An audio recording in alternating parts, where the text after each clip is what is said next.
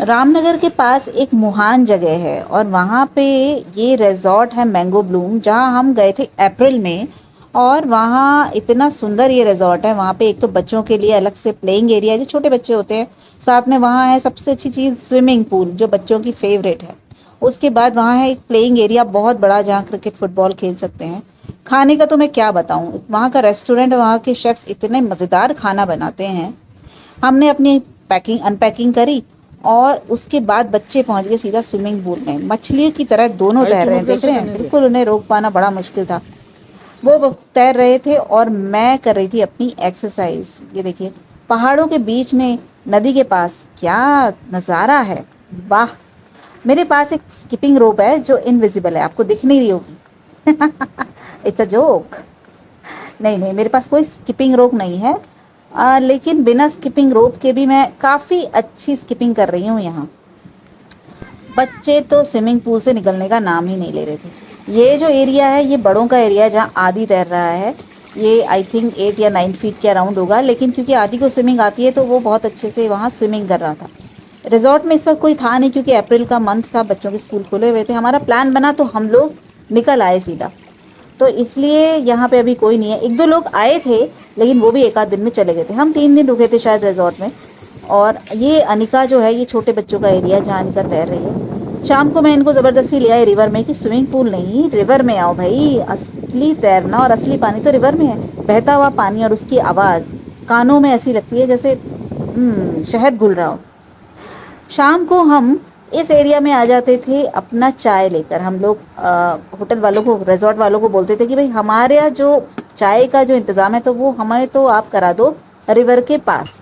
तो वो हमारे लिए जो भी इंतज़ाम, और इतना पोलाइट स्टाफ था कि हमारा सारा इंतज़ाम वो हमारे लिए यहीं अरेंज कराते थे। यहाँ पिज़्ज़ा जो भी आप चाहो मंगा सकते हो, वो सब कुछ आपको बना के देते थे। मेरे बच्चे बड़े शरीफ लग रहे हैं अभी, लेकिन जैसे ही स्टाफ गया वो ऐसे टूटे इस पिज़्ज़ा पे। हम लोगों ने मंगाए थे अपने लिए पकौड़े, तो वही है, अपने अपनी पसंद से हमने सब कुछ खाया। फिर हम बैठ जाते थे आराम से चेयर्स पे थोड़ी देर, अंधेरा होने से पहले। ये एक एरिया था जहाँ झूला था। ये वो एरिया नहीं है जो आपको मैंने शुरू में ग्राउंड दिखाया था, ये उसके बाद का एरिया है। ये और बड़ा एरिया था, यहाँ आप आराम से बैठ सकते हैं। हम लोग यहाँ बैडमिंटन खेलते थे। अनिका देखिए पोज दे रही है, क्या मज़ेदार। वैसे वो वेट करिए कि मैं कब उठूँ और मैं झूले पे बैठे झूले पे। ये पूरा एरिया बहुत बड़ा है। यहाँ पे मैंगो के पेड़ हैं, इसका नाम शायद मैंगो ब्लूम है। पापा जो है अनिका को सिखा रहे हैं स्विमिंग, क्योंकि उसे स्विमिंग आती नहीं है। आती तो मुझे भी नहीं है, लेकिन मैं सोच रही हूँ कि मैं स्विमिंग सीखूँ और जब अगली बार रिजॉर्ट आऊँ तो मैं भी ऐसे ही स्विमिंग पूल में तैरती रहूँ। अनिका को तो आ रहा है बड़ा मज़ा। अब दोनों के दोनों जो हैं कोशिश कर रहे हैं कि बाहर आएँ, लेकिन पापा का मन है और तैरने का। वो अपने ज़रा देखना चाह रहे हैं कि मेरे को स्विमिंग आती है या नहीं। कोशिश तो कर रहे हैं, देखें। और मैं और नदी दूर कैसे रह सकते हैं, नदी और मैं एक साथ।